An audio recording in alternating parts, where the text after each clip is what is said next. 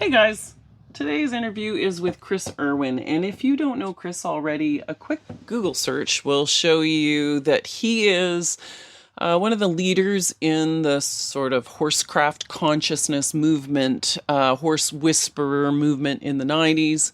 His horsecraft has been under the limelight and scrutiny as he did for years a tour of clinics and demonstrations with all kinds of, air quotes, difficult horses. And he has written a couple of books. The International Equestrian Federation consults with him when they're looking at policy and changes. He's a super duper big deal. And in this interview, you'll hear me a little bit nervous because I was opening myself up for some life coaching in front of other people, which is really, I set myself up for it. It wasn't super duper a lot of fun. It's not really a super comfortable thing to do, I gotta tell you. But my mission is to share what I learn and to be vulnerable and learn out loud. And so you can hear Chris in this interview talk about what it takes for true resilience and self-mastery and self-trust. And we explore what it takes to rise from our falls and our BS and our self-sabotage and all kinds of good stuff. It's worth sticking around. If you are a member of my famous horse club from the Magic of Horsecraft, the Wizards of Horsecraft, you'll get access to the Q&A. And if you're a member of my Substack, you will as well. And if you'd like to do some interviews with other people, you can follow up and get all sorts of perks and watch me be uncomfortable out loud so that you can learn. All right, enough talking, Paige. Here comes my podcast with Chris Irwin, a super famous horse guy that you should definitely know.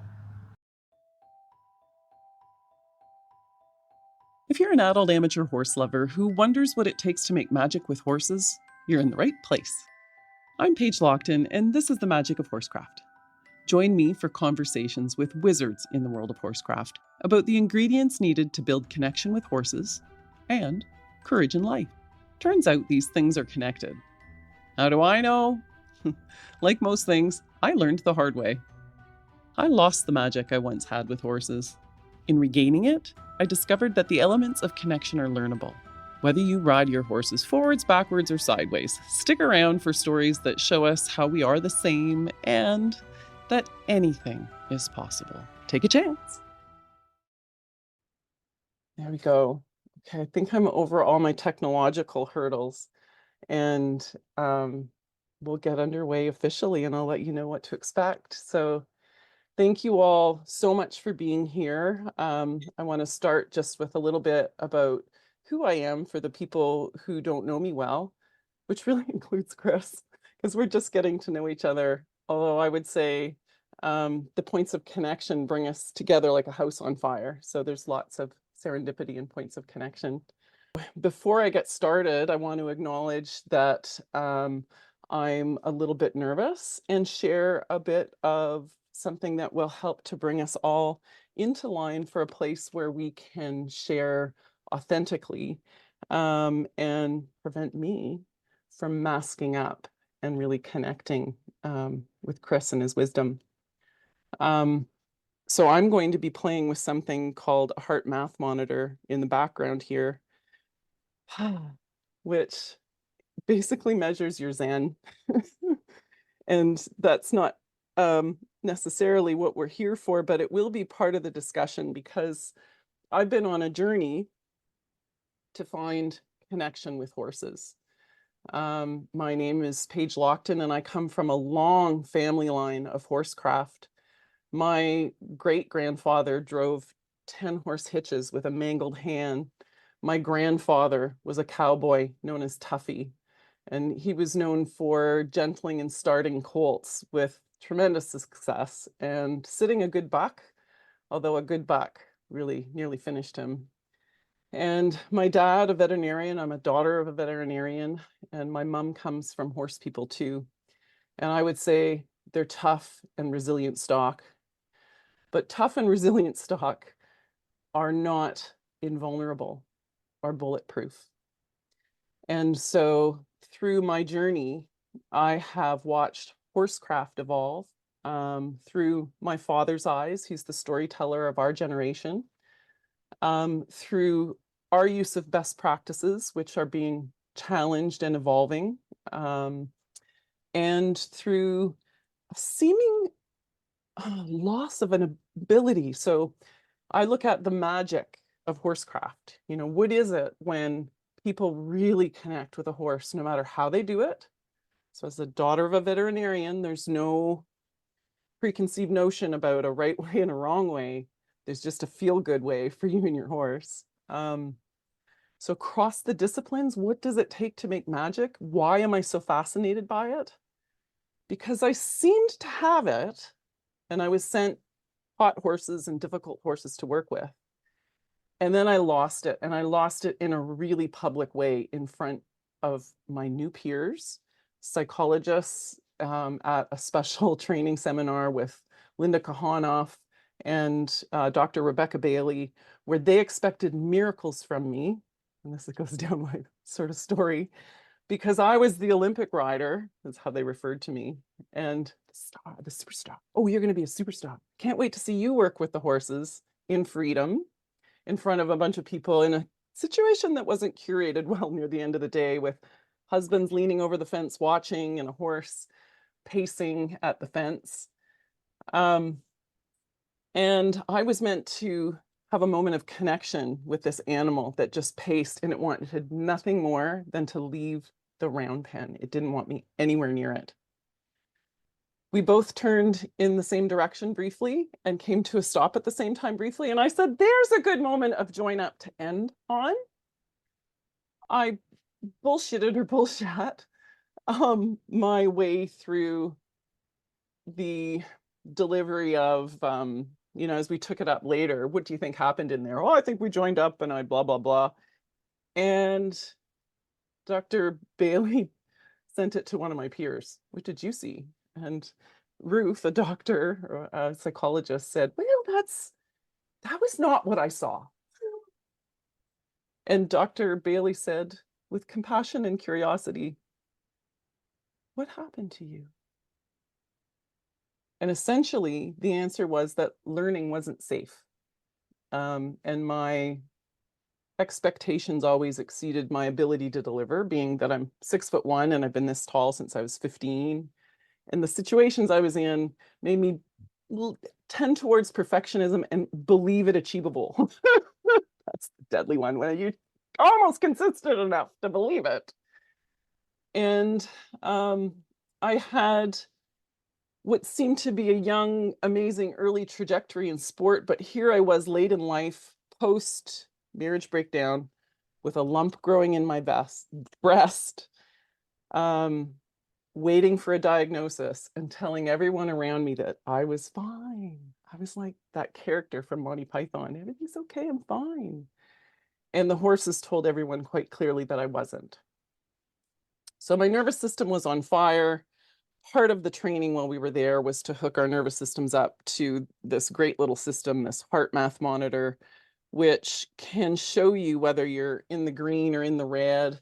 And I had some epiphanies when I was there. And those epiphanies were, okay, what's standing between us and making magic has a lot to do with not wearing masks and being present and being grounded, because we can't ground a flight animal who's so super sensitive to these things if our nervous systems are in array, or if we're pretending to be something that we're not. They call BS and they don't trust us. So I was also introduced to the idea that we could control this, that through exercises and intentionality and science, we could switch from in the red to in the green. What? We don't have to be victims of, oh, I always feel this way. I always sentences that maybe end in things about anxiety. So I learned that it was under our control and that it was the keys to the kingdom when it came to working magic with horses. And so it's become my mission to spread it. It was kind of mocked by my old-fashioned dad and family, who are all cowboys. But I'm finding people like Chris who are way ahead of me on the curve of equating what it takes to connect with a horse. So I'll introduce a little bit of my knowledge about Chris, and then I'm going to ask for his story shortly and stop talking. And so Chris has been doing this sort of thing 20 or 30 years longer than I have, moving away from the sport model into the problem-solving model. And he understood clearly that the problems were not the horses, the problems were the humans. And then when he solved the human problem, the two things just came together. And so he has two books out about, one, Horses Don't Lie, and the other one, Dancing with Your Dark Horse, about what it takes to connect with a flight animal and how we can use this knowledge to help other people. So he is farther along the learning curve. And when I reached out to him, I propositioned it this way, said, Chris, if we walked out the door and both of us ascended, I didn't say this out loud, but this is what I was thinking.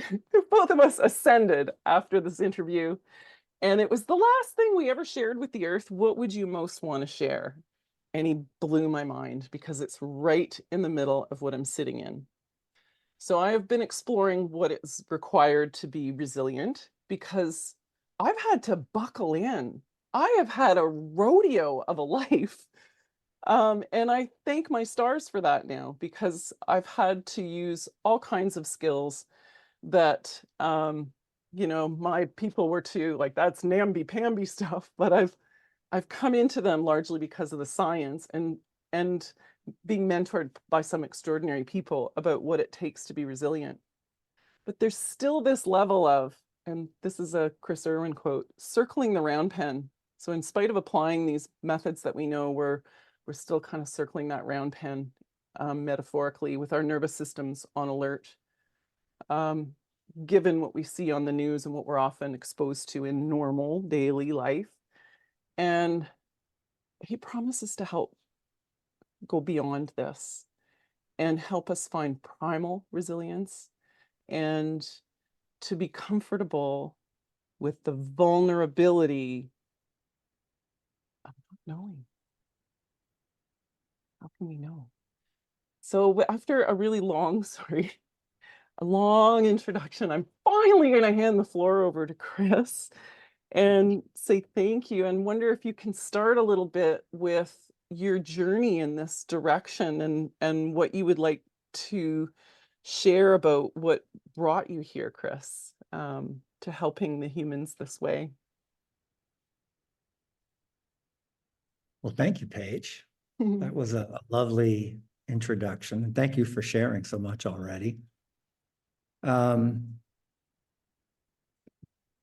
I guess first, to address, you asked, how did I come to this, to be doing this type of work? I can tie a lot of things together. By the time I was in my late 30s as a horseman, I'm a Canadian, but I was living in the United States, down in Nevada.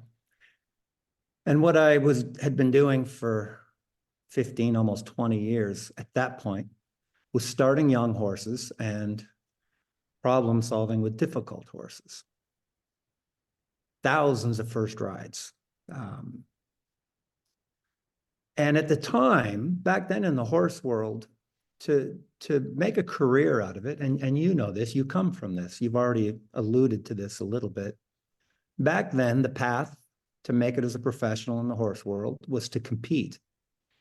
And the idea is, if you win at a high enough level, consistently enough, that's how you prove your competency and your credibility in order for people to want to work with you. I did not grow up with horse people at all.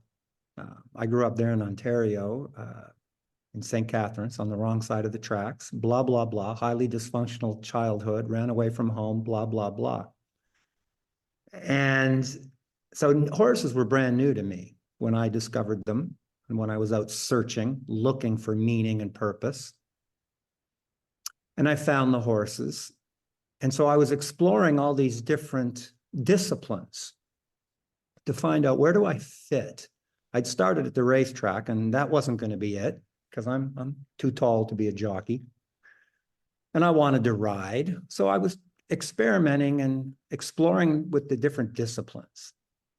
Started at the racetrack, then went to heavy horse draft driving, and then went down into Nevada and became a working cowboy. And I worked at guest ranches and dude ranches, and all the while starting horses, young horses for different disciplines, getting into dressage, starting to work with jumpers, working a lot with wild Mustangs. And as I explored the different disciplines, remember, I'm looking for, where do I fit into a discipline for competition? And I found that the horse world was very fractured. It was like religion, all these different religions or denominations within a religion. And they all thought they were right and all the other religions were wrong. And the only common denominator that I found in the horse world was the behavior between people and horses.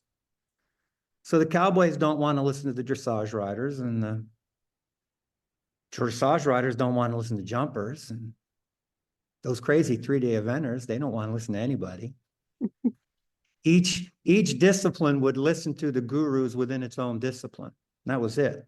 But what I noticed, Paige, was that every discipline had the same behavior issues. So it didn't matter whether it was and I'm talking about horses to begin with, that it didn't matter whether it was Western discipline, Western horses, English disciplines, English horses, endurance horses, any of them, polo horses.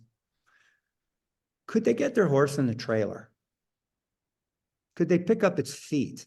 Did their horse bite, buck, run away? Did they have behavior problems? Would it stand still for mounting? And that was the only common denominator. And I became fascinated with that. And so I decided to focus on behavior, the behavior of horses, not a specific discipline. And as I focused on behavior and the years were going by, and I am training horses for people who are competing, and they are winning in a variety of different disciplines. And difficult horses were turning out to be the best horses. Like, the more difficult the horse, the higher level of champion it could become. And ultimately what it came down to was helping difficult horses was undoing trauma done to them by people, by well-meaning people who didn't know what they didn't know. And so the only way I could really help these horses over the years, people would say, I'd like you to help me with your horse. And this is such a cliche statement. Well, you have to help the horse by helping the person. Now, here's the model that happens with every new student and every new horse. And it's such a cliche statement, Paige, but people don't know what we don't know. Mm-hmm. And what people don't know is their own role in contributing to, causing, or continuing to contribute to, or exacerbating the very problems they want to fix. Now, this is all talk. This is all theory right now. We're not working with a horse, but it's a form of, shall we say, unconscious self-sabotage. Mm-hmm.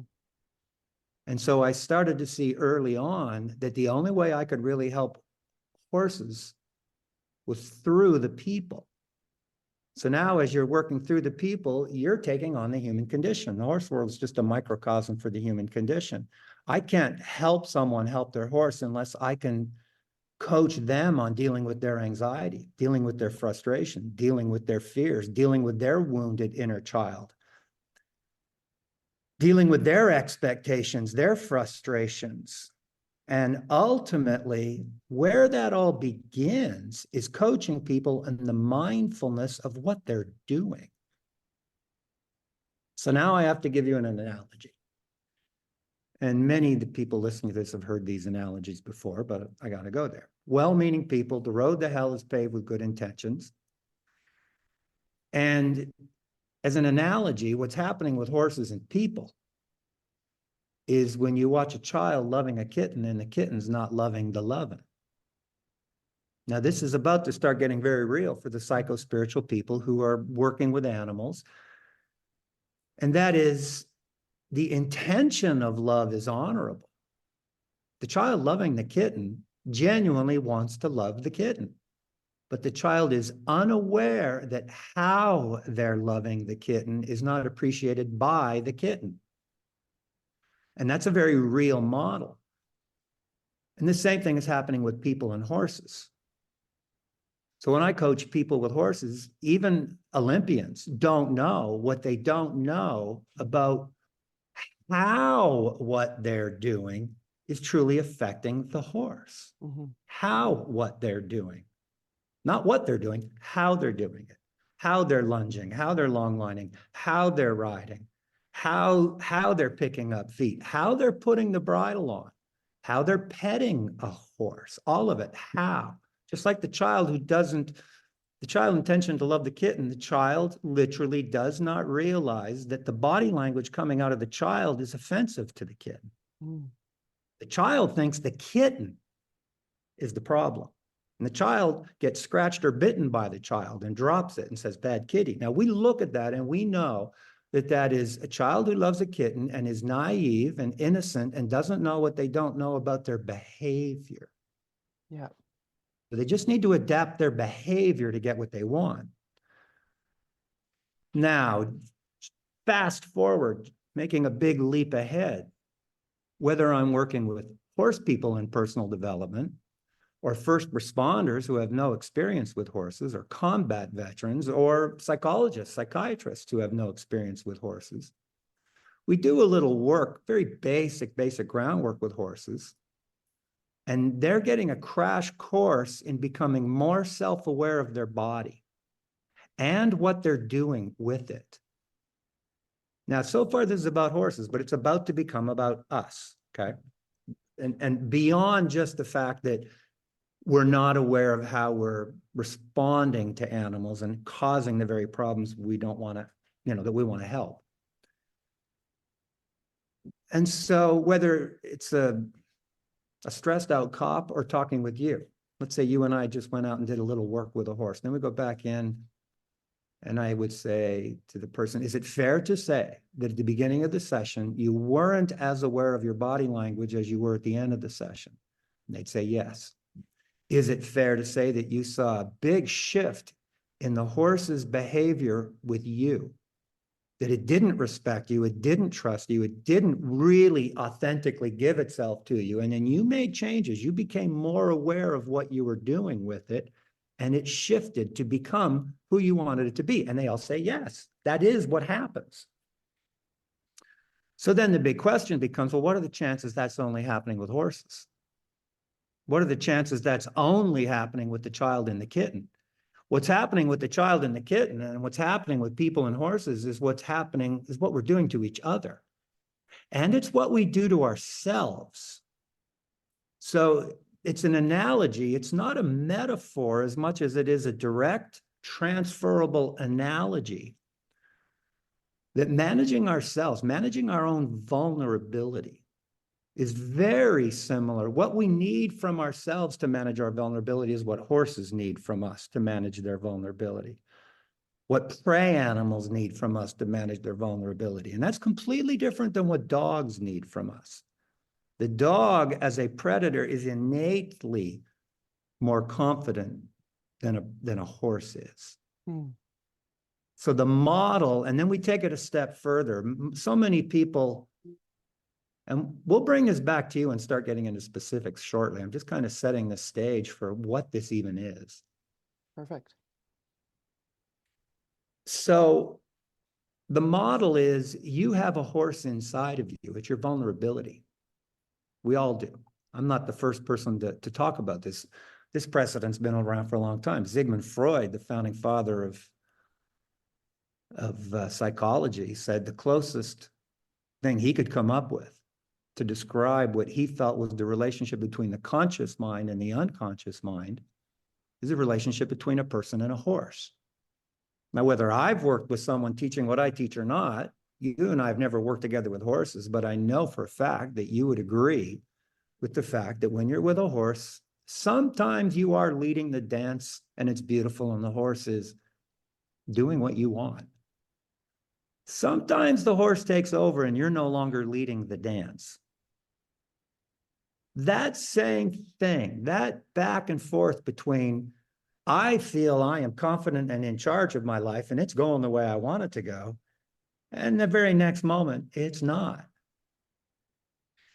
So to manage ourselves, I say manage, to lead, to live with, to get to know better, to be able to peacefully coexist in my own mind with myself. The model that I work with is that we are just like the horses. We are vulnerable creatures. And what specifically is it that horses need?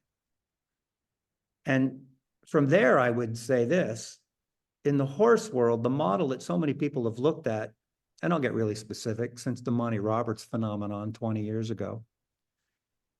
To this day, we have these colt starting competitions. Let's see who can get the most done on a colt in 2 or 3 days in front of an audience, blah, blah, blah. And I've been there and done that myself many times, thousands of times, but that's not the model. Not really. There are millions of horses in the world being ridden, and they all went through a first ride, some better than others. So you could just say there's billions of people on this planet. We were all born. Every one of us came out of our mother's womb. It isn't about what does it take to put a first ride on a horse. It's what does it really take to gain the respect and trust and willingness out of a traumatized horse. That's the model. Not going into the round pen to put a first ride on a horse that's never been ridden. That horse is naive and innocent and easily persuaded. The real model is how do you help these poor stressed out horses who are righteously and rightfully so not trusting the human condition. So that's where I take this, that we're all traumatized horses to one degree or another. And what does it take from the inside out for us to confidently, enthusiastically go forward? Go forward. These are going to get into some oversimplifications, but I'd also like to say that I'm not a psychotherapist. I'm not a psychiatrist. I'm a high school dropout. I left high school because of trauma. I am a dropout. I'm a runaway dropout because of the amount of trauma that I experienced as a child. But what I have is decades of working through my own trauma in an industry, my own childhood trauma, in an industry where the next trauma is just around the corner. There've been so many. And so a lifetime of working through trauma and having the joy and the enthusiasm to keep going. What does that take? And what does it take to bring back a horse who is that jaded with the human condition? They know, the horses, I digressed. A moment I was going to say, they're going to keep this as, what I'm getting at is I want to keep this about what it takes to help horses. And what it takes to help horses is what it takes to help ourselves. To go on this journey. And basically, when horses are stressed, when they're triggered into stress, they're triggered into one of 3 responses. And these are cliche statements that we've all heard: fight, flight, or shutting down. Freeze, shutting down. Now, take that to us in the modern day world we're living in. And at any given moment, to be self-aware that we have just been triggered into one of those 3. What does modern day fight, flight, or shutting down look like? And so now, to start bringing this full circle back to you, since you're the volunteer, which is really embracing your vulnerability to be willing to go here, let alone go here live and public. Yeah. For what it's worth, I would think for the amount of people live with us right now, this is very similar to being in a workshop with 8, 10, 12 people who are willing to sit in a circle and share with each other and go through this process. The difference being we do spend some time live with the horses. We go back and forth when I do this with people. So bringing this back to you, not you specifically, bringing it back to where we are today and getting to you shortly.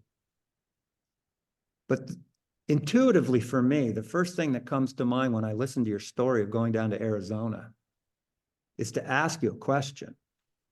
And this is a tough question. I can jump right ahead. This is more advanced psychospiritual personal development. Did you really need to go down there to learn something new? Is that what any of us are really needing? The constant spiritual seeker is indeed altruistically sincere, like the child loving the kitten is sincere. Absolutely, genuinely, authentically sincere. The constant spiritual seeker is sincere. That's one truth. The other truth is we've already heard most of the truths we need to hear. And they're so fucking hard to live by that we run to the next guru looking for something else to avoid actually doing what we know we need to do. Mm-hmm. That's hard truth. Yeah. But dealing with animals is hard truth. Yeah. It's very hard truth. A lot of people already know all they need to know, but we're not doing it. Mm-hmm. So if we stay on in the horse industry, in the horse world, and working with horses and working in nature, working with horses is the medium of working with natural laws in nature. Anyone working with horses in the horse world knows there's plenty of people who understand theory, but can't, won't, don't put it into meaningful practice. So that's full circle now back to when you asked if it was the last night on the world, what would I want? And the question would be, well, what does it take to get real about this? Yeah. Because getting real is shifting out of theory and into practice.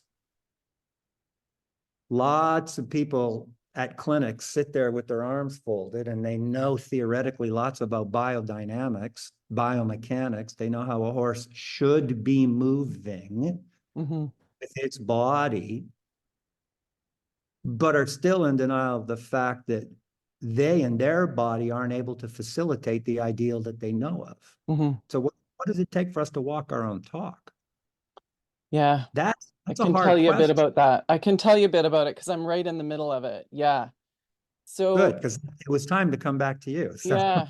what are What you does it running from? take? Well, it takes a willingness to be vulnerable for sure.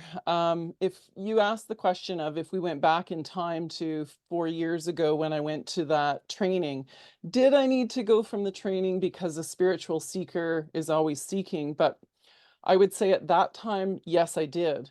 I wasn't a spiritual seeker. I was heavily influenced by evangelical atheists who scoffed at any of these theories, and I hadn't yet been open to a bunch of things. And my conditioning is how to create the perfect mask wearing people pleaser, and that's behind much of my success is my ability to laugh and deflect, because most of my life I couldn't fly under the radar at 6'1" since I was about 15 and loud. I just could never fly under the radar. So what happened at that clinic was that I learned that the mask wearing was actually connected to something scientifically measurable, and that it was detectable by the horses, and that they would remain inaccessible to me, as would human relationships, as long as I wore that mask and I didn't practice connecting and finding a felt sense of safety in my body using some of those heart math tools. So I had never meditated successfully, and really grounded myself like that and trained my nervous system. It was in a state of high alarm for probably 17 years or more. We don't need to know why, but everybody's got their story. But that's what led to that moment. So since then, if you said now, Paige, do you really need to go to another guru to step up to the plate? I'd say, me, you caught me. No, I know all the theory now. I dove into the science behind it because then I could bring it to the doubters of the woo, and say this is why it's important to change how I'm training and handling my equine assisted horses. This is why that method, now that you know it, if you know these things about the nervous system, one thing they taught us was what shutdown looks like, what methods get it there, and that a lot of the methods we use and call natural horsemanship, and that we were taught at an EAL certification symposium to use, shut a horse's nervous system down. It drove them beyond an area where they knew they couldn't escape. So they were small enough horses not to break their own necks when tied to something unbreakable, and terrorized until they quit, without touching them, until they quit struggling. And then what was displayed afterwards, the lick and the chew, was sold to us as relaxation and acceptance of leadership, like a stallion. They would look at that person like, oh, you're the stallion, I trust you now, I'm totally relaxed, see me lick and chew.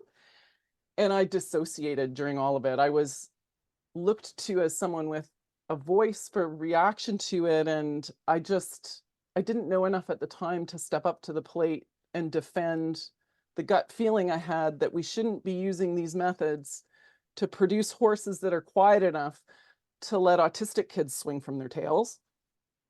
Maybe we should teach the autistic kids to self-regulate, and guess what? It's possible. Yeah.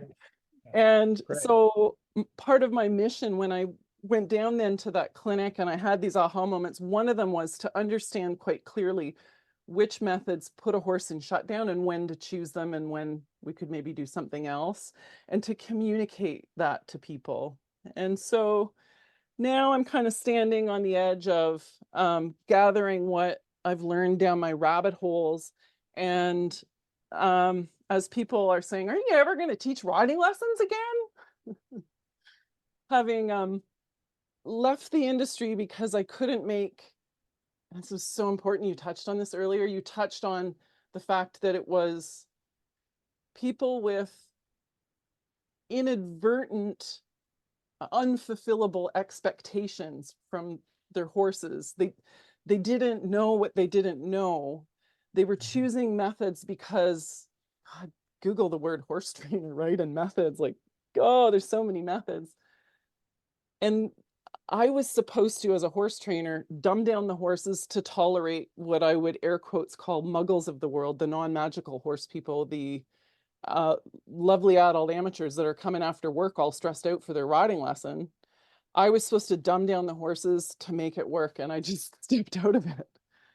So it allowed me, that clinic down there allowed me to come back and go, you know what, if I could go back in time and those people would give me enough of their time, I could A, teach them how horses think and why, they get it, B, enough about nervous systems that they could get it, and then I could communicate what sort of the magic is, and they could take that to any coach. They don't need me to tell them how to post the trot or keep their heels down or look up over a jump if they don't have these things. So that's kind of my journey. My dad and I have put together this course, and I'm getting used to putting it out in the world and having people view it and then come back to me with questions and feedback. And I'm starting to do clinics about how to do the things I found hard, like, like not wear a mask and regulate my nervous system so that I can connect with the horses again, because that was lost to me. I was like, that's all that identified me before. And first I lost my ability to connect in timing and instincts and make magic with them. And then physically, I lost the ability to balance on their backs and be supple and absorb a horse's movement and self-expression through their bodies because I went through chemotherapy. And So what I didn't used to understand before, I'd be like, you just put your leg there and you stay balanced over it. You just hold your core here. Oh, now I know why my favorite clients struggled so hard without certain flexibility and core things. So I'm exploring how all of this comes together, and the understanding of how our nervous systems play into flight patterns in our body. And now it's time to go out the door and prove the pudding and sit on horses and do it. Good for you. Yeah. When we go into this like this, and you take what you're saying about the horses and you start applying it to yourself, I asked for this more as the theme when you asked what would I talk about, because I often ask my students, what is it that we're asking of horses? And I ask all of them this at some point or another. What is it that we're asking of horses? And what comes back are respect, trust, willingness, follow our lead, leadership, control. And yeah, those are true. But in a sense, those are all leadership means to an end. What are we asking of the horse? And very often when I get here, they kind of look at me deer in the headlights like, what? In a lifetime of working with difficult horses, it's become this clear to me. What we're asking of the horses is to embrace their vulnerability of the unknown. When you put a horse into a trailer, you know where you're taking it. They don't. Wow. When you go walk a cross-country course before you ride it, you know the course. They don't. So the actual model, the ultimate model of what we're doing with horses, it can be dumbed down to a real cliche leadership concepts. But ultimately, spiritually, what you're asking of the horse is to allow you to lead its vulnerability into the unknown. Mm. And so the next statement then, and these become cliches, okay, we all know this, finish this statement. True leaders lead by Example. example.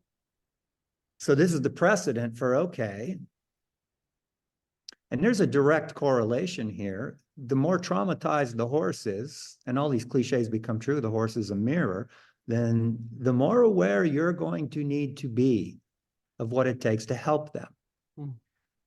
Now, in a word, if I were to pick one word, and you've just used this word a few moments ago when you were talking about yourself, one word that would define what is the outcome that I am trying to facilitate in a horse's body and its mind and its spirit, so that it does respect and trust me and is willing to allow me to lead its vulnerability.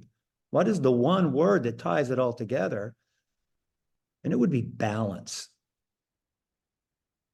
Literally, physically, that my body, your body, when you're working with a horse, and we'll stay true to the psycho-spiritual development here, and you just respected the land where you are, and it's true indigenous caretakers. The body, your body, my body, everybody's body, that's the temple of our soul. And it is literally our body that is communicating with the body of the horse. And it's our body that, if it can physically facilitate balance in a horse, then the horse's body and mind relax. Mm. And when the body and the mind is relaxed, it has the capacity to learn. Now, ultimately, to achieve these, this is what a horse would need to learn. Wow, I feel better with you than I do without you. Wow, Mm. every human being I ever met before caused the stress in my life. You're the first human being to come along and facilitate balance in my body and my mind so well that I actually feel better with you than I do without you. what does it take for our body to physically facilitate that level of balance in them? And when I'm talking balance, I'm talking exquisite balance. Mm-hmm. The ultimate 99% score in a dressage test. Mm-hmm. We live in a world where when people get 65% in a dressage test, they cork the champagne and want to celebrate. The reality of that then is that the judge saw disconnect, resistance, disharmony a third of the time. Ooh, yeah, there's another lens. Twist the That's lens. just a whole nother way to look at this, Yeah. right? Mm. And if a Dream third hard. of your reality is not harmonious, then you're always stressed, Yeah. anticipating the next moment's not going to feel good. There's this spiritual cliche from the past about exquisite balance. It's one thing to ride a horse. It's another thing to walk a tightrope. It's another thing to walk the razor's edge. Mm. The higher your hopes for spiritual joy and a blissful life, the finer the balance gets. Mm-hmm. For me to ride the horses that nobody else can or wants to ride, that they're that edgy. The slightest little thing is going to set them off. You have to be able to ride a wiggly razor. Mm-hmm. And in that experience, it becomes self-aware of, wow, you actually make me feel better. Yeah. So take this to ourselves. The question is, what do we need as an individual? What do I need for myself? What do you need for yourself to bring yourself into better balance? It's not as simple as in or out of balance, better balance. Mm. I'm balanced enough to walk down the sidewalk. Well, are you balanced enough to walk the tightrope? Are you balanced enough to walk the razor's edge on a windy day? What does it take to find that balance? Mm-hmm. And if we take this and we start to explore it from the practicality, the physics, the real world of working with horses, the biomechanics and biodynamics, because no matter how good your intentions, this is the child loving the kitten, no matter how good your psycho-spiritual intention is, your body needs to do the job. Otherwise, the kitten's not loving the loving. Yeah. So if you deconstruct this from the view of the horse, I'm going to come back to that in a second about literally facilitating balance in a horse. And I'm going to start to go here with another analogy first. That's the analogy that I call this the box stall analogy. Everybody listening to this, watching this, has seen a horse in a box stall who's stressed out in the box stall. Very stressed. Its reality is these walls are holding me in. I am a trapped animal. I'm a prey animal trapped in a cage. That's its reality. And it is in there, pacing, weaving, pawing, kicking, stomping. It wants the hell out of the box. However, we've also all seen a horse sleeping in the box. Its perception of the walls is not that it's held in captive. Its perception of the walls is these walls are sanctuary that are keeping all potential threats out. You've made a few statements. One of them earlier in a prelude to this, in one of your posts that you put on Facebook before our talk just now, was, how do I create and hold a safe space? Mm. Well, that saying, hear that saying, how do I create and hold a safe space? And take the box stall analogy I just talked about literally. So how do you provide that for yourself? Mm-hmm. How do you provide a safe inner space where you feel so safe within your own body and mind because you're the horse that can sleep within the box stall of your own body? Mm-hmm. That. Now, when you talk about that, the box stall, earlier, we all know there's only 3 responses to being triggered into stress: fight, flight, or shutting down. We need to find the 4th way to go forward through it without being triggered into fight, flight, or shut down.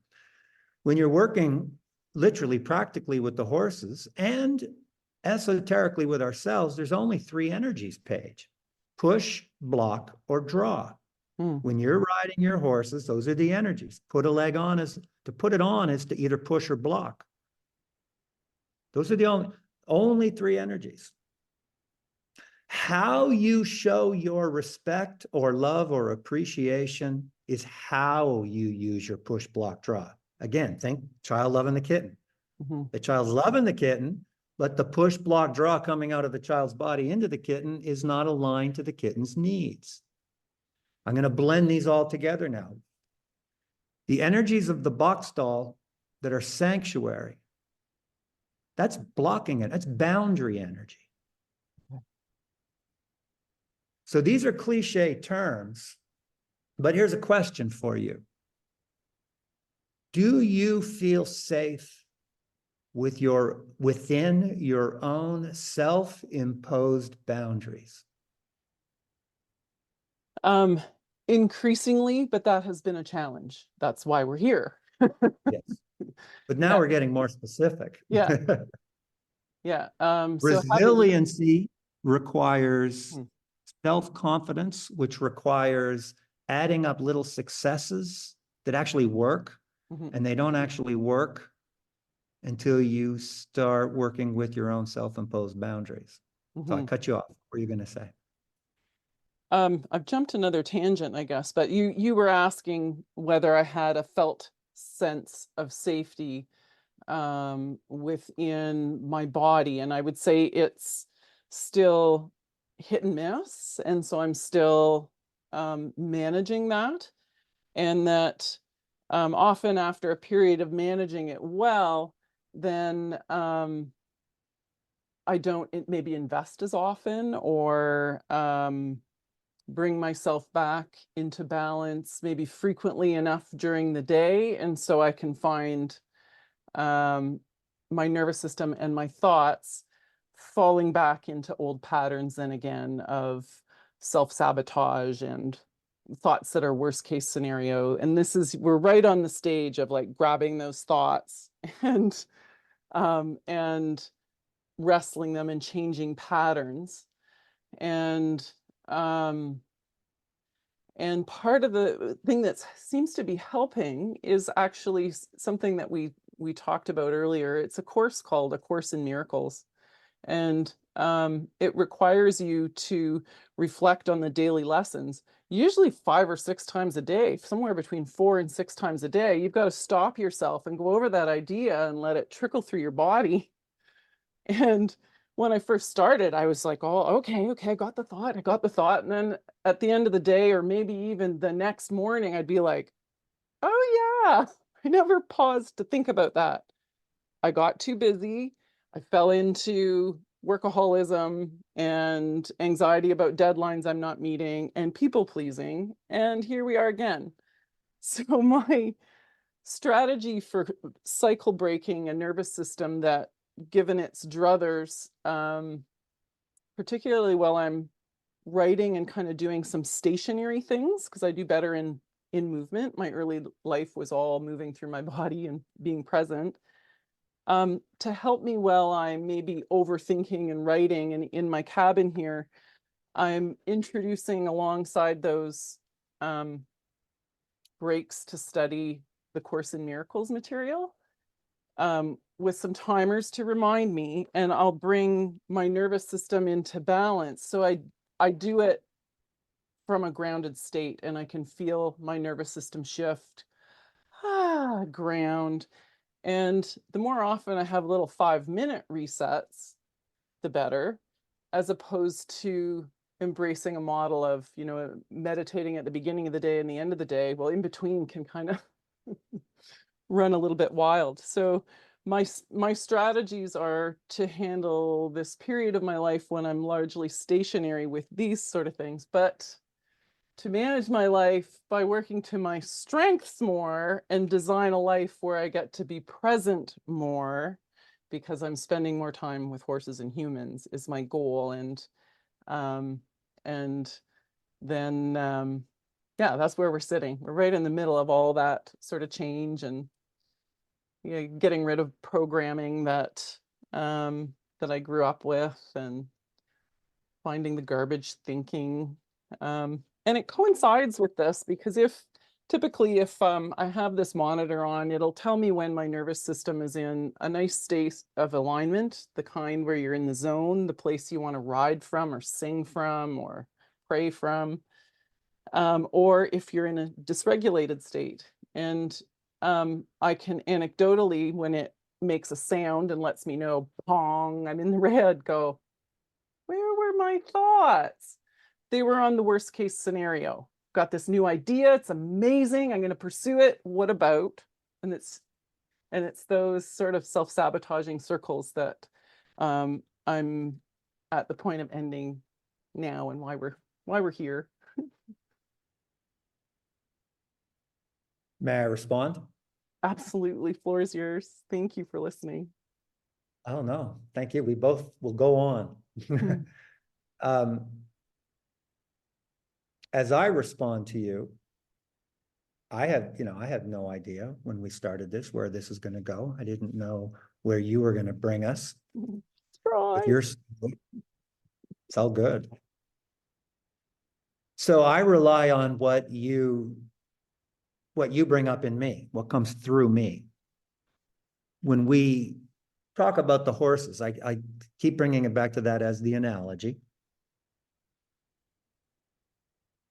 As a horse person, you know the difference between a horse truly coming through from behind, nice and relaxed, engaged in the hindquarters, coming through a supple body, back to front, as opposed to braced and stressed and pulling from the front. A hollow-backed horse pulling forward with its front legs, as opposed to a relaxed back horse driving forward from its back legs. Horses can do both. Horses can do both, and people can shift in and out, back and forth. One moment, aligned within your own body and mind, you're at peace, you're productive, you're going forward. And then the next minute, you're stressed and you're going sideways. This happens. We all go through this.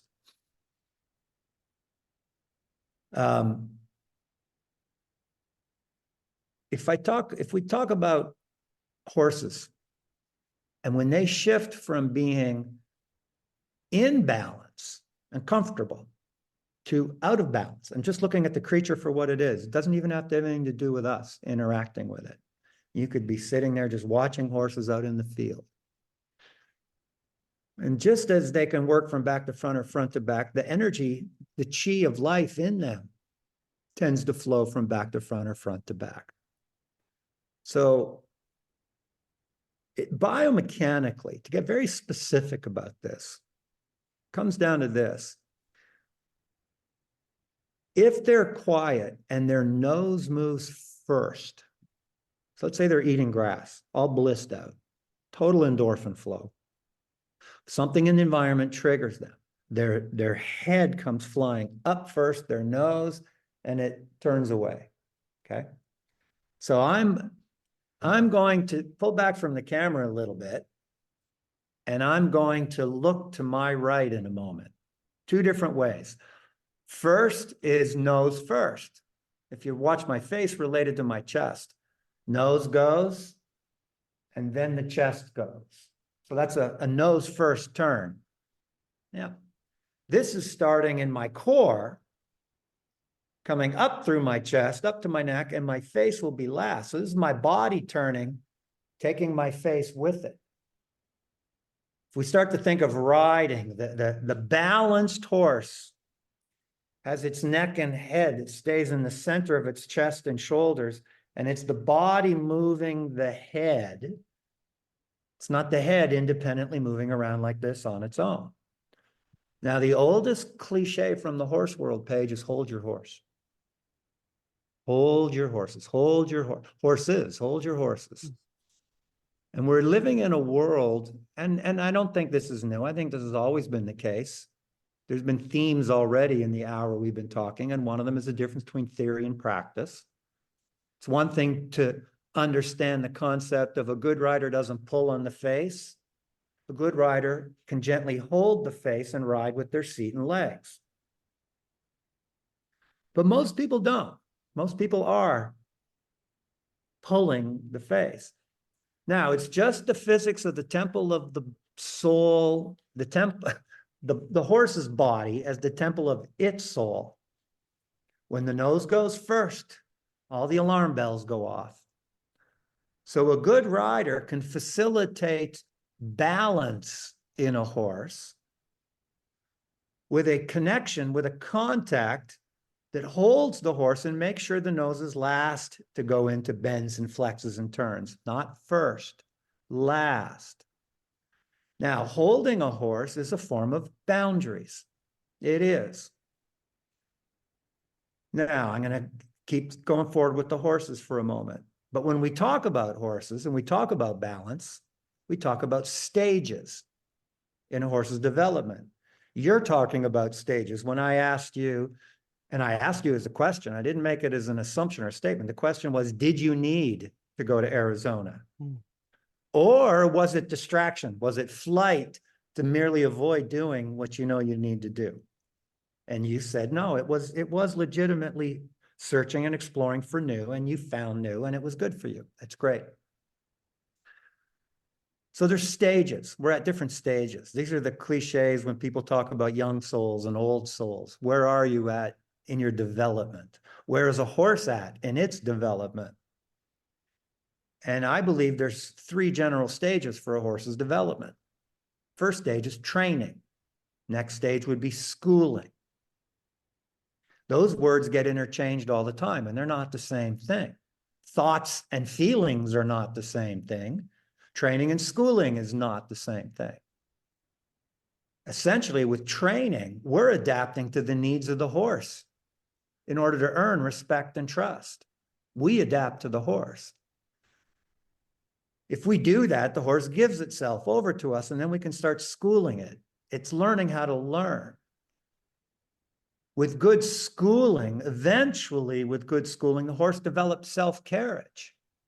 Where am I going with this? The horse who has self-carriage does not need the rider to have a contact that holds its neck and head to keep it still. It doesn't need that. It on its own has learned from people, from a good trainer and a good schoolmaster, to hold itself still in the neck and head while it moves its body. So in any given context, we could ask ourselves, where am I at in this? Where am I at with my physical health? Training, schooling, self-carriage. Where am I at with my mental health? Training, schooling, self-carriage. Where am I?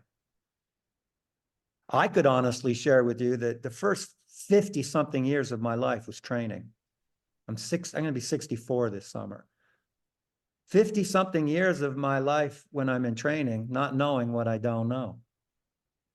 It's only been in the last decade that I've shifted from training into schooling. And I'm just now, honestly, I can just say now I'm feeling the lightness of self-carriage. Self-carriage is lightness. It's buoyant. It's joyful. So taking this full circle back to training, and what does it take to facilitate balance in a horse in training? And one of the key ingredients is that contact that can hold the neck and head of the horse centered in its body. And contact, an analogy that I have here for training, let me back up to come to training again for people listening. To give you a visual that people can see with their eyes, in their mind. In your mind's eye, we can all envision a child riding a bicycle that has training wheels on the back. It needs those training wheels for balance. These are how all these things are tying together. The child losing balance starts to fall over. The training wheels provide blocking energy as support. The training wheels don't steer the bicycle. The training wheels don't propel the bicycle. The training wheels, in terms of energy, are blocking energy for supporting balance. Okay? Once the parent or the mentor sees that the child is no longer bumping into those training wheels, the child is finding their center of balance, the training wheels can come off. Now the kid is schooling on a bicycle instead of training. And with practice, schooling, the child gets to the point, we've all gone through this, where I can let go of the handlebars. Mm-hmm. That's self-carriage. Okay.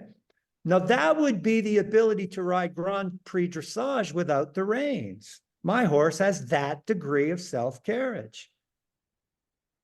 Spiritually speaking, what we're aspiring to would be the 90 percentile dressage horse who can be ridden without reins. That's who I want my spiritual being to be.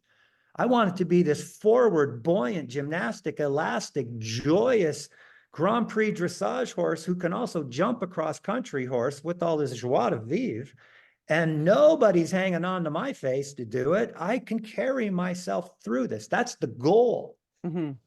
But we're living in a world where very few people anymore, Paige, are self-aware of the distinction of these stages and self-aware of the distinction between process and outcome. If the outcome is the lightness of self-carriage, did we do the training? Did we do the schooling to arrive at that? So that's what the meditation is. That's, you're working on the Course in Miracles. That's training, Mm-hmm. evolving into schooling. I know the Course in Miracles. I have it. I'm on my third round with it right now. Mm-hmm.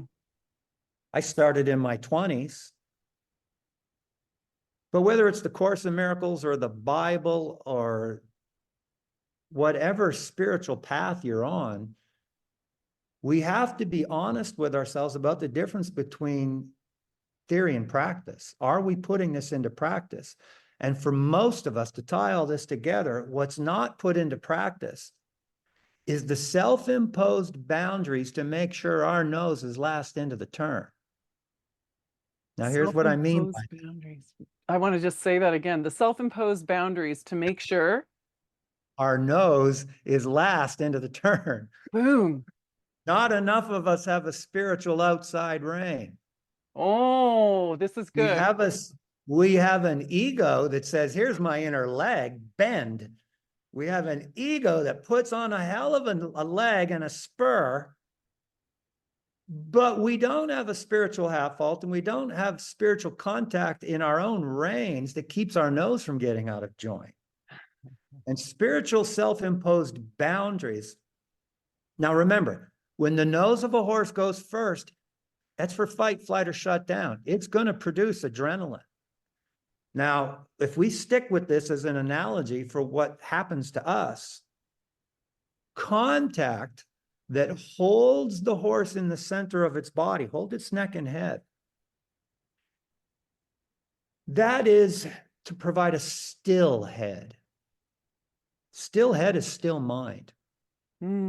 One of the exercises I do with people and horses is I'll watch someone get on the horse, and this is happening already. When I say pulling, I don't mean aggressive jerking. No, none of us are doing that anymore. But I mean, even the lightest little fingers, if you're leading the nose first, you're working against nature's biodynamics. Nose first is for fight or flight. So initially, we do have to have a contact that can hold a horse, hold your horses. And like I am focused right at you right now, Paige. I am looking straight at you. I am not going to leave you. I'm going to hold this. To hold that focus, watch, means I'm not leaving you. Watch, I'm not leaving you. Now, the contact, the boundaries that hold, going back to the rider and the horse, the right rein is not to pull the face right. The right rein is a boundary to block unwanted left. The left rein is not to pull left. The left rein is a boundary to block unwanted right. Boundaries communicated correctly will become like the box stalls. They'll be sanctuary for the horse. When my neck and head are truly held still, when the hand shifts from pulling me where you want me to go, whether I'm talking physically about a horse or the ego telling people spiritually who they're supposed to be, who I'm supposed to be is not the same as having these self-imposed boundaries of who I am really authentically right now, somewhere in the spectrum between training, schooling, and self-carriage. I need self-imposed boundaries because self-imposed boundaries are, in fact, first and foremost, for focused intention. Self-imposed boundaries are saying to yourself, I'm not going there. The language of horses is not where to go. The language of horses is where not to go. Remember, and we all have a horse inside of us. Your vulnerability is a horse. It's not a dog, it's a horse. It's just like a horse. Now, to ride as well as you do, Paige, you don't tell horses where to go. You channel them between your legs and between the reins, like the river is channeled by the river banks. And those are boundaries. So hear this literally. You channel vulnerability with boundaries. You don't tell it where to go. You don't tell yourself what you're supposed to be. You channel yourself with boundaries of what your values tell you you are not going to be. So, for instance, I can't be who I genuinely want to be if I'm drinking a bottle of wine every night. I can't be who I genuinely want to be if I'm easily triggered into being annoyed by people or frustrated by people. I can't be who I genuinely want to be if I'm not taking care of the physical health. I can't be who I genuinely want to be if I'm easily triggered by people into anything that is belittling or demeaning to them. I have to manage me. Managing me are these self-imposed boundaries for focused intention. Now, I can say all that. You're familiar with and this isn't to be promoting the Course in Miracles, but the Course in Miracles comes with 365 lessons, one a day, and you touched on it, one a day. And sometimes it's, well, do this lesson for 5 minutes, six different times a day, and as often as you can think of it in between. I mean, that's self-discipline. Mm-hmm. Getting up in the morning and meditating before I do anything else is self-discipline. It's self-discipline. Now, here's why that's so important. Absolutely why it's so important. We can put on the masks you've talking about for other people. We can. We can put on those masks, but we know we're kidding ourselves. We know that. So the real question becomes, what does it take for your vulnerability, your own inner horse, to trust you when it knows you put on masks? You know, my first book 25 years ago that changed my life, it was titled Horses Don't Lie. Mm-hmm. Here's another way of saying that. People never tell the truth. People don't tell the truth. I mean, we do, but everybody also tells lies. Mm-hmm. And we know our own lies. So if I can't be bothered, I'm going to shift my language now from self-imposed boundaries to rituals. Rituals. I could say, making sure I start every day. There's a serendipitous moment happening right now. I can say I'm going to start every day with meditation, but to do it is a self-imposed boundary. I can say it's a spiritual discipline to meditate every day, to start my day with it. That is, in fact, that spiritual discipline is a self-imposed boundary. I am not going to do anything else until I've done this first. Mm-hmm. You're doing that now with your heart math monitor. If we do not have rituals that we adhere to, self-imposed, nobody else is pulling on my face telling me where to go at all. It's me holding my face still. The horse analogy, holding my face still. Because if I don't, then I won't trust myself. My own inner dark horse knows. So we all have this inner horse, this dancing with your dark horse. And I'm not the first to talk about this. Freud talked about it. Carl Jung talked about it. Oscar Wilde has talked about it. So many writers and thinkers and philosophers have talked about the horse inside of a human being, the dark horse. And the dark horse is your vulnerability. And it's where it knows all your deepest, darkest secrets that you don't want to dare share with anybody. And the dark horse needs the training, needs the schooling, needs to be healed. It's everything from, you talked about cultural conditioning, you talked about rough stock, old school parents and family with regards to how they were with the horses. All of that's packed into your dark horse. And it all needs to be trained and schooled so that your dark horse becomes a healthy light horse with self-carriage. And it doesn't happen. First steps in self-training, the child's training wheels on those bicycles is we do need some self-imposed ritualistic boundaries that we absolutely adhere to. Otherwise, we don't respect ourselves. Yes. As I said that just now, we don't respect ourselves. Lightning just cracked. Yes. There's a thunder and lightning storm has just come on in the last few moments. It's been raining, but it just shifted to hail. Wow. To hail. You open this, right now it's hailing out there. You open this honoring the First Nations people. The native understanding of hail is it brings visions. Cleansing rains, and hail is for visions. Visions is seeing. Seeing, where don't I go? Where do I go? Resilience. This is supposed to be about resilience. Resilience ultimately is the confidence and willingness to take the next step forward.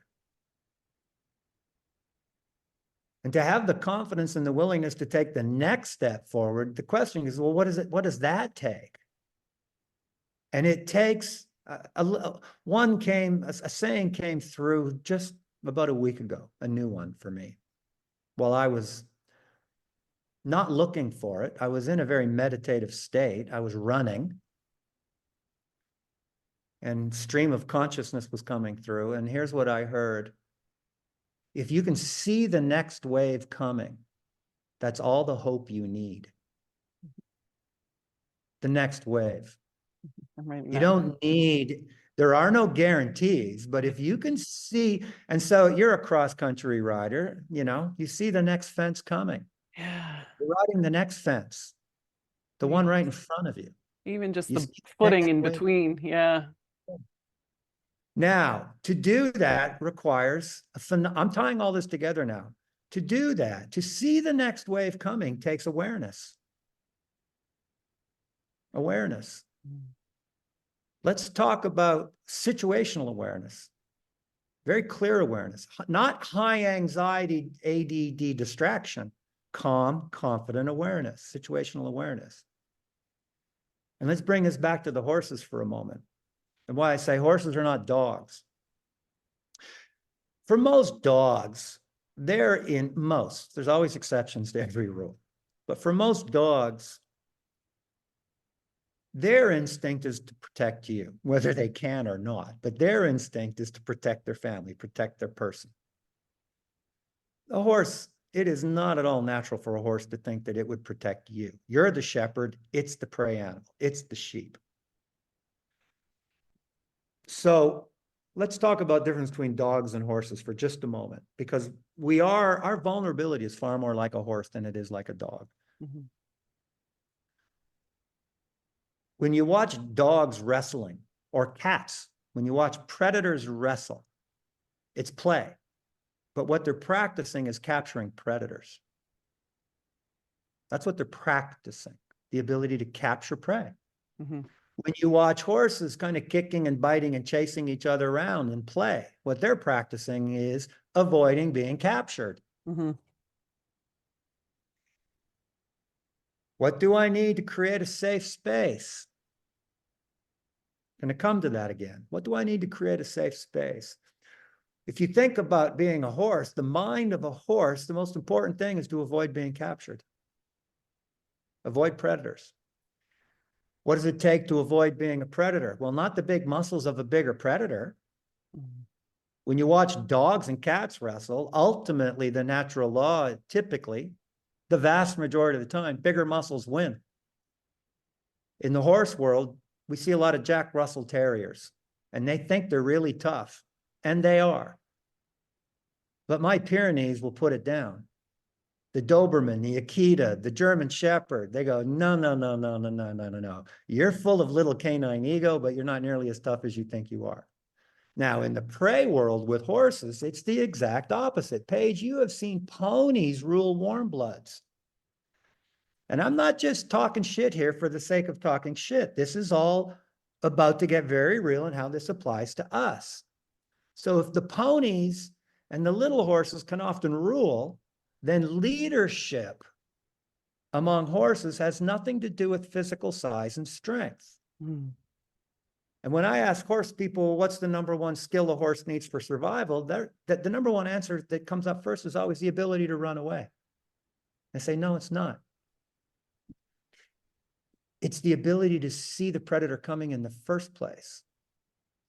You know, if you're up, if you're in the wrong way with the wind and there's a lion hiding behind the rock, you're a dead horse. Mm-hmm. You don't have time to run away. Survival for horses depends first and foremost upon awareness. So horses compete with each other in situational awareness. Every horse person has seen that it's nice and quiet in the herd, and then all of a sudden, one of the more dominant horses in the herd will run over and bite or kick or start chasing a horse. We see all was calm, and then a bully got triggered by something. That's what we see. The reality is a horse within the herd challenged that horse, gave it a little disrespectful gesture. So watch me closely. Watch my eyes for a second, Paige. I'm going to send a signal to you. Did you see it? Yeah, I did. See me roll my eyes? Yeah. In human body language, that's contempt. Yeah. Yeah. Yeah. So horses, their nature is to keep each other sharp by constantly challenging each other's situational awareness. Pay attention, pay attention, pay attention. If you're not paying attention, we can get hurt. We can get captured. So this is kind of the paradox. For a horse to be calm and confident, it needs to trust in its or its leader's environmental situational awareness. Mm-hmm. A human analogy would be this. Soldiers at war. Let's just say we're all soldiers at war. And at the moment, it seems to be quiet. Nobody's attacking us at the moment. And we're a platoon out there. And our leader says, okay, it's a good time to try and get some sleep. We haven't slept for a while. And the leader says, okay, Paige is on guard duty.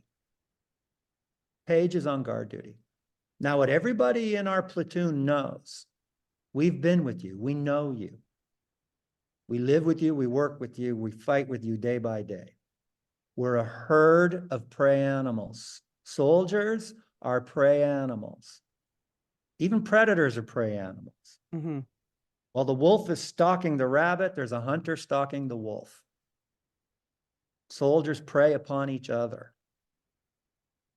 So the model is, those of us in the platoon can only relax and fall asleep if we trust your awareness, Paige.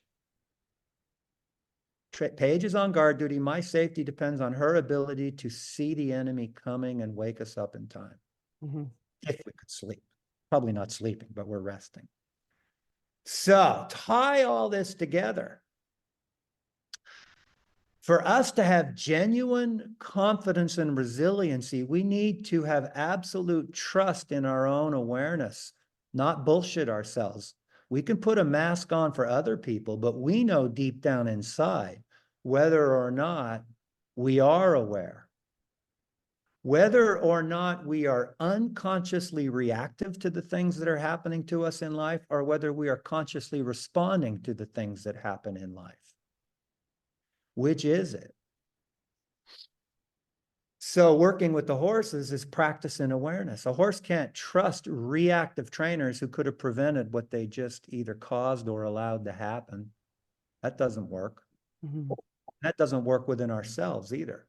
So tie all this together.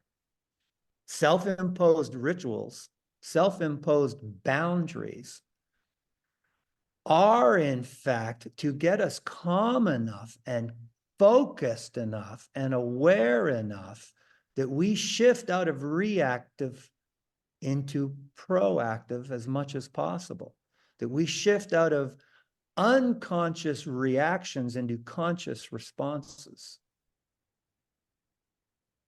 To give you an example of what I mean by this, you not only you as a rider, but when you've coached people, if you were to be coaching someone new to horses or someone who's having trouble with horses, you know for a fact that as soon as someone starts to feel a little stressed, the body tends to go fetal and they're pulling on a horse's mouth, pulling back to stop, pulling back to stop. Teaching a person how to use their body, not to pull to stop, how to stop with your half halt, how to stop with your body, not pull on your horse's face, is shifting a human being out of unconscious reactivity into conscious responsiveness. The human instinct is so to pull on a horse's face to stop. So when we get triggered and nervous, we're going to pull to stop until we train ourselves not to. We train ourselves that instead of unconsciously going, I'm going to consciously manage my stress, manage my breath, manage my body, manage my hands. So it's a self-discipline in how I'm responding, if that all adds up. We need self-imposed discipline that we adhere to so that we can respect ourselves and trust ourselves and calm ourselves enough to shift out of unconscious reactivity into conscious responsiveness. And if we know we're not doing that, if we know we're not authentically embracing that process of self-training, then we know we're a bullshit artist. We know we're an imposter. We know we're putting on masks. Deep down inside, we do want to help. We do. We want to be good people that make the world a better place. But is it just talk? Is it just theory? Or are we doing the meaningful work upon ourselves so that we're authentic, so that we are shifting out of reactivity and into responsiveness? Well, that work begins with these self-imposed boundaries. If you're not willing to follow your own self-imposed boundaries, then you can't respect and trust yourself. You can't calm down. You can't breathe. And therefore, you're not going to be able to lead yourself with responsibility instead of reactivity. It's huge. Everything we need, everything that we learn to do with horses, we need to apply to ourselves. So the next question then becomes, okay, what's out of balance? What do I need to do? What kind of self-imposed boundaries do I need to bring myself into balance? That's like the first step for everybody. What kind of self-imposed boundaries do I need to bring myself into balance? That can be, what do I need to do? That can also be, what do I need to not do? The language of predator is what to do. The language of prey is what not to do. The language of predator is where to go. The language of prey is where not to go. They need to be in balance. We're living in a world where everybody's had this old school predator training. Be the top dog, bring home the bacon. It's lopsided. We are culturally conditioned with such predatory thinking of what we should be. And we need to balance that with learning how to shepherd ourselves before we can even shepherd each other. And the shepherding model is about boundaries. When the shepherd is moving the sheep, they're not telling them where to go. When you're lunging a horse, you're not telling it where to go. You're saying go forward, and you block the directions you don't want them to go. Yeah, that's an interesting way to put it. I appreciate that. So we're not in balance. We're not in balance in the predator and prey. We're not in balance between training, schooling, self-carriage. We're not in balance, Paige, between male and female, masculine and feminine. For what it's worth to you and anyone listening, it's been 40-something years of working in the horse world, which means it's been 40-something years of working with women. The truth is Yeah. it's 90-something% women. And I'm very careful when I say I am conscious of my words. When I mean men and women, I'll say men and women. When I'm talking masculine and feminine, that's a completely different thing. You've talked about what it's like to be 6'1". You've got a healthy dose of masculine energy in you. Yeah. And it takes a healthy dose. We all have it. Every human being on the planet has masculine and feminine DNA. What's it doing with your body? What's it doing with your mind? How is your masculine and feminine DNA in balance as it responds to the world? Of a lifetime of working with horses, I like exercises in one word. You know, you and I have both. When we talk, we talk. When we work with horses, it's all body language. In between the two, I like one word exercises. Like the one word exercise is we need to bring the horse into balance. One word applied to the feminine, nurture. Mm-hmm. One word applied to the masculine, change. Okay. Put the two in balance, it's Hmm. nurture and change. It's change that knows how to nurture. Wouldn't training a horse need both? Because you're telling it to change. Yeah. Training a horse is telling it to change. I want you to be better. I want you to do something different. Mm-hmm. So spiritual development is about change. Where I see a lot of my women clients get stuck with their horses and get stuck in their life, and where I help them get unstuck, is they're not balanced between their masculine and their feminine. Righteously, rightfully so. We've grown up, we've been culturally conditioned with toxic masculinity. The new age spiritual movement, it's mostly feminine. The horse world these days has shifted out of toxic masculinity and becoming much more and more aware of the divine feminine's influence. You go down to work with Linda Kohanoff, you're embracing the divine feminine. Yes. You come and work with me, you're embracing the divine masculine. They both are there all the time, but they need to be held in balance. Mm-hmm. And the divine masculine, the challenge here is so often for women, nurturing is not about change. It's about nurturing. So here's an example of the balance between the two. A man would say, honey, I need to go into the forest and chop down a bunch of trees to build a home. She goes, and the wife goes, the feminine goes, oh, but we love the trees. We don't want to kill the trees. And then the husband says, but we have to kill some trees. Otherwise, I can't. You're living in a wood house, for Pete's sake, Paige. We had to kill some trees. Mm-hmm. This is what I mean by the balance. Do we kill all the trees? No. Do we reseed the forest after we've taken some trees? Yes, but we're going to have to kill some trees to build this wooden house. We're going to have to dig up the soil, and there's going to be some damage done in order to plant a field to grow some oats so that we can feed ourselves and our horses. This is the balancing act between the masculine and the feminine. Where men get stuck, the cliche of men can't ask for directions. Right? That's the cliche about men, won't ask for directions. Asking for directions is asking for help. It's being nurtured. I can remember being in a clinic many years ago one time, and a journalist who was there interviewing me, he said, it was a guy, it was in Kingston, Ontario, and he said, and pardon the language, this was his language, not mine. He says to me after watching a Friday night demo and a full weekend clinic, he goes, what's with chicks and horses, man? It's all women. What's with chicks and horses? And I said, you know, I get asked that all the time, and that's not really an accurate statement. I'll start tying things together again. Situational awareness. If you go to a clinic, that's educational. That's nurturing. You'll see more women than men. You go to a rodeo, you're going to see more men than women. Right. It's not that men aren't into horses. You go to a heavy horse plowing contest, you're going to see a lot of men. You go into the thoroughbred racing world, you're going to see a lot of men. You go into the higher levels of competition, you're going to see a lot of men. It's not that men aren't into horses. that a lot of men aren't into nurturing. Mm-hmm. A lot of men aren't into nurturing. To be into balance, men would have to embrace nurturing. For a lot of women to come into balance, they have to embrace change. Problem with change is it means something's got to change. And that's where we get stuck. Yeah, there's the rub. There's the rub.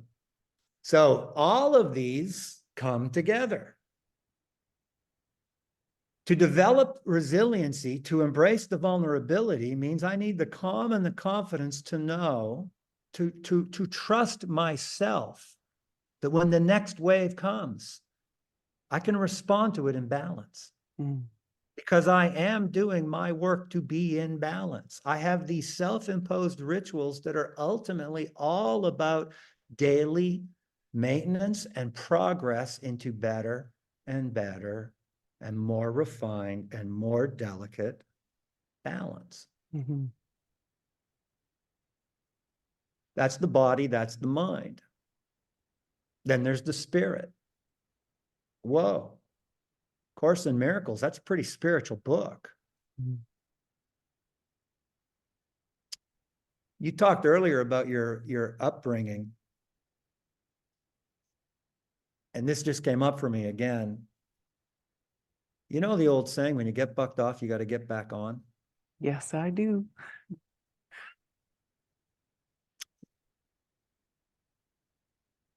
That old school statement is all masculine. Mm-hmm. It's just, do you have the courage? Do you have the balls to get back on? Yeah. And the belief system was, well, if you don't, the horse thinks he got away with it or she got away, the blah, blah, blah. What a bunch of malarkey. That belief system, that ethos traces back to men in the military. Right.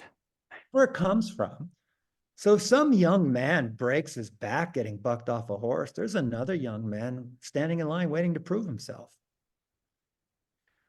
So fast forward to today, and we're living in a horse world. And this is why I bring these things up, because I don't go a week in my job without a woman coming to me and saying, Chris, I need some help.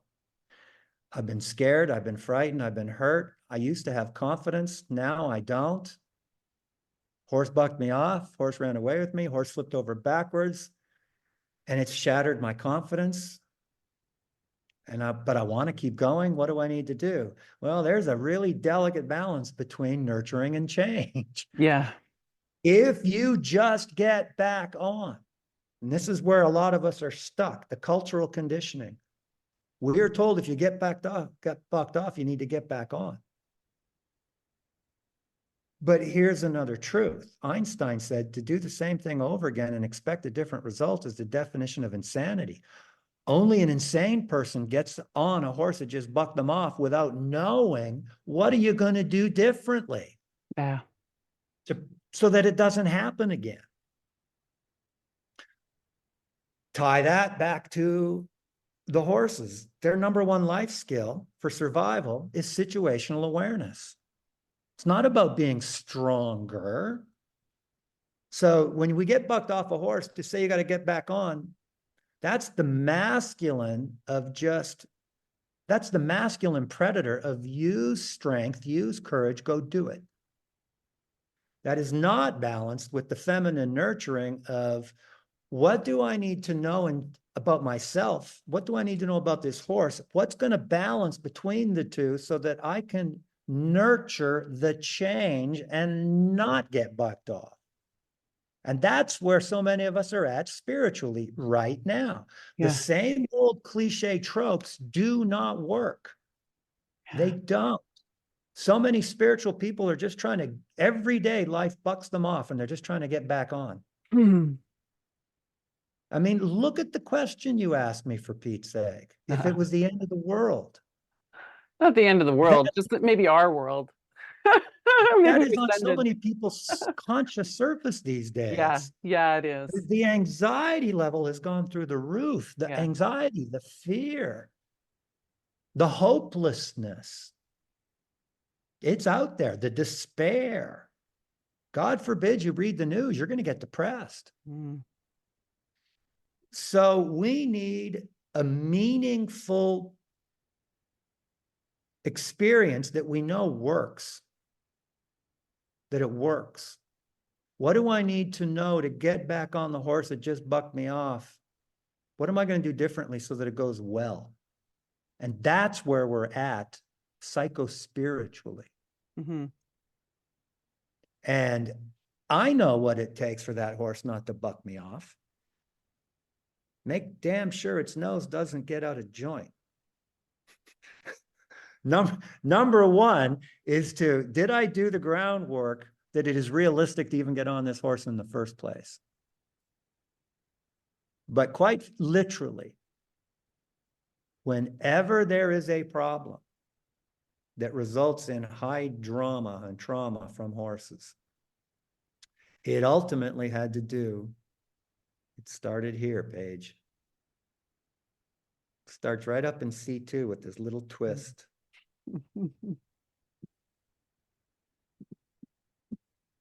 Our nose is leading the way. Is your inner horse in good hands? Hmm. What does it take for our inner horse to know my conscious mind is training me? Mm-hmm. It's training me so that I can come through, like the Kundalini from the base of my chakras, come through and come out the crown last. Spiritual development is just like riding a horse well from back to front. It's the energy flowing through us from our root chakra up and coming out. All of these spiritual cliches are so true. But to manage them with daily spiritual discipline. Mm-hmm. We talk about physical fitness, we talk about mind fitness, we need spiritual fitness. And ultimately, the spiritual fitness, there's this is like the oldest parable in the world. It comes from the Upanishads. It's like one of the oldest recorded writings in the world. It's 7,000 years old. And it was this: your body is a chariot. The horse pulling the chariot is your mind. Mm-hmm. Your soul is the driver. Don't let that horse run away with you. That parable is 7,000 years old. Yes. So just Wow. think about that for a second. Your Yeah. horse, your mind is a horse, your body is a chariot, but your soul is the driver. Don't let your horse run away with you. What else do we need to hear? Yeah. Been a waste of time in the last 7,000 years then, really. That was it. It's been 7,000 years of Oh my God. distraction, Freaking humans. drama and distraction. Oh, So ultimately, Paige, it comes down to this for a lot of people. Can I ask you an unequivocal question? absolutely. And this is a yes or no answer. Are you a good person? Yes. That's all you need to know. Hmm. Everything else is a whole bunch of culturally conditioned drama. It is. And the number one things that gets our nose out of joint, the one thing that we have to hold still, hold in sacred space, put in the box stall so it can sleep and that it doesn't feel threatened, is the absolute conviction that I know I'm a good person. Mm. And yes, I've made so many mistakes, righteously so. You know, my family, my community, my culture, they all fuck us up. They do. Spend the first 40 years of your life being damaged by other human beings and damaging other human beings. Yes. I think this is where this saying life begins at 40 comes from. Maybe by the age of 40, you're willing to be honest enough to say, this is a whole bunch of drama and trauma, and I want to be in this world, but not of it. Yes. And spiritually be in this world, but not of it. Rise above it. And so ultimately, we're on this spiritual path. And if you know that ultimately you're a good person, then your next challenge, ultimately for everybody, to hold that sacred space of a still mind is self-forgiveness. Yes. There's this fascinating statement, you've probably heard people say it, to err is human, to forgive is equine.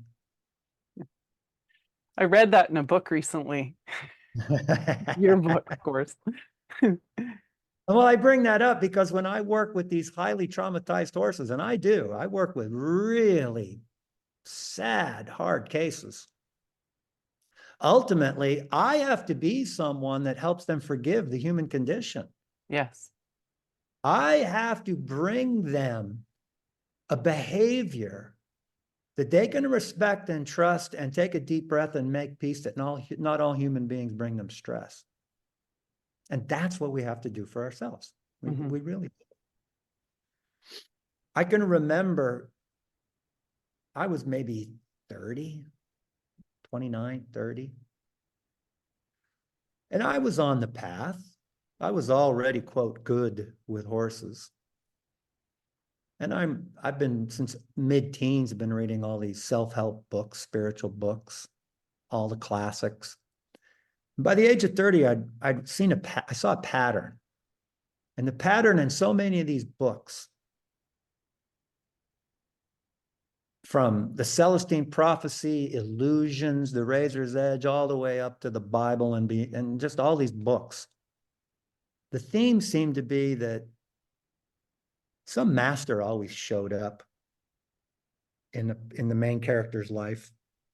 Some master shows up and is able to perform miracles. And it's the miracles that get people's attention. People are distracted. And until they see miracles, they don't focus long enough and start asking meaningful questions. It's like you have to do miracles to get people's attention. Yeah. So that they start to hear the message. And I remember recognizing that all these books, that's always the case. And damn, that guru, that master has not come into my life. I was in a dark place. I was sad. I was angry with the past, with the present, with the prospect of the future, all of it. And I'm doing my best to be a good person and meditate and pray and take care of myself and work through all this, be of service to other people. And it's all just a fucking mess. And I was praying and I asked, how come the master hasn't come to me? And I heard an inner voice come from the bottom of my back all the way up and very lucidly come into my mind. It came through me. And my own inner voice said, become one. Don't wait for one. Become one. Yes. And now, that was 30. Now I'm 60, almost 64. And it was right around my early 40s, people started saying to me, oh my God, you do miracles with horses. And I know I'm not doing miracles with horses. At most, it's the physics of the metaphysics. It's the physics of the metaphysics. The miracle isn't how I can help the horse. The miracle really is that coming from where I came from in my childhood, that I managed to get to this point in my life. You know, the cycle of intergenerational violence ended. The cycle of intergenerational dysfunction is healing. And ultimately, it then comes back to, okay, is your soul the driver on this journey? And a lifetime of practicing with horses. Let me tie this all together now. My self-discipline began, my spiritual self-discipline, my spiritual journey was theory in my head, reading books, going to workshops. It was all theory in my head. Everyone was wearing a mask. I remember the 80s and the whole New Age movement emerging. And on the one hand, I could sit in a group of people, very spiritual, metaphysical, New Age people. But my time with horses all day, every day was training me to see, Mm. to see. And what I saw in groups of spiritual people, wow, isn't this interesting? Everybody's competing to be the most humble person in the room. Mm. That's how complicated we are as human beings, competing to prove our humility. Yeah. Who is the nicest, softest, most spiritual person in this room? Like, when do we get real about it? It was the horses. The self-discipline that started to really change my life was the self-discipline of what I will not do to these horses. And the practice of the self-discipline of what I will not do to these horses was my personal training. Mm-hmm. I will not lose my temper. I will not get impatient. I will not compromise my values. You touched on some of these things. You know, I have to get the horses ready for the kids. Remember you talking about that stuff. Yeah. Yeah. Self-imposed boundaries of what to do. Mm-hmm. I absolutely will start every day with meditation and prayer. Mm-hmm. I absolutely will not lose my temper on a horse. Mm-hmm. I absolutely will do my best to eat healthy. I absolutely will not get impatient with a student. The disciplines of what I will and will not do. And as I practice those, then I have some self-respect. Yeah. Then I have some dignity. And it's constantly challenged. But it's the self-respect and the dignity that allows the mind to be calm enough.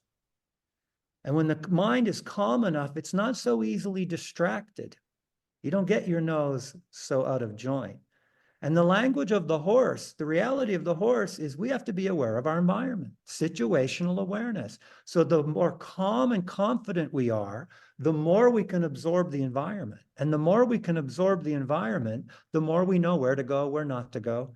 So it all comes down to, what do I need to do to be so balanced that I develop greater and greater expanding situational awareness? Mm-hmm. That leads to abundance, that leads to prosperity, that leads to you being in the right place at the right time with the right people to do the right thing in the right way. Mm-hmm. So it's all win-win-win for the horse, for Yeah. you, for the client, for the student. But all of it gets deconstructed back down to those box stall walls, those training wheels for boundaries of, what boundaries am I putting on myself of what to do and what not to do? And am I practicing it? Do I have the will to will that I have a will? Most people's willpower is so weak, they don't have willpower. They need the will to will they have will. Mm-hmm. So ultimately that comes full circle. Ultimately, it just comes to this for everybody. Do you believe in a higher power? Do you believe in the divine? I see all kinds of stressed out psycho-spiritual people who will say things like, everything happens for a reason, but don't you dare bring up the word God. You know, I'll say the word universe. I won't say God. Well, Mm-hmm. what created the universe? And I'm not preaching a religion here. But ultimately, to train ourselves with our self-imposed boundaries, that the monkey brain gets quiet enough that you can hear creation coming through you saying, good girl, good boy. Yeah. You are a good person. Mm. You do care. You do make mistakes. They're called learning steps. Can you forgive yourself and keep going? Resiliency will require self-forgiveness. Mm. Resiliency requires I need to forgive myself for all the things in my dark horse's stall. I do. I have to work on that, to do that inner work. Self-forgiveness, self-forgiveness, self-imposed boundaries, self-discipline, spiritual discipline. Spiritual discipline can then become physical discipline and mental discipline. It's not the other way around. Mm. My it's just the process that ultimately some people believe, quote, God will never give you more than you can handle.